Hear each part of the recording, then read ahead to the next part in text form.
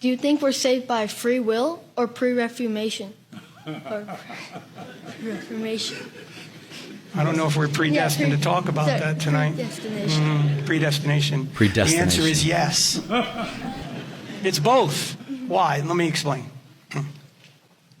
Since God knows all things, no matter what universe he creates, he knows how it's going to turn out, right? He can't avoid it.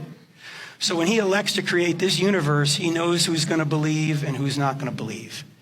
But the people who are believing and not believing are freely believing and not believing. Just because God knows what we're going to do doesn't mean he's causing us to do it. Like, for example, he knew you would ask this question tonight, right? Yeah, I totally agree with that, and I've often wondered myself.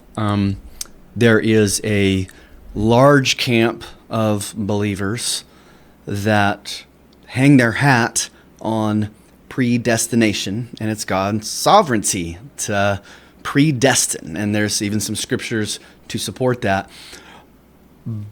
But on the other hand, there is an overwhelming sense throughout Scripture and throughout the Word that we have choices to make, and that we can make those choices freely, and it's not God deciding. I think about Abraham sacrificing his son Isaac. He took him up to the mountain, and he was about to sacrifice his son, and then God said, "Nope, all right, good, we good," before it happened. And so there was obviously a choice there. Did God know? Possibly, yes. I think for sure, yes. But there's a difference between God knowing and God controlling the outcome. And that brings in the sense of free will and the freedom that we have. And that's kind of the big point, is that God created us to have choice. Why? Because he didn't create robots. He didn't create little algorithms to just do exactly what his bidding was. That doesn't sound fun if I was God either.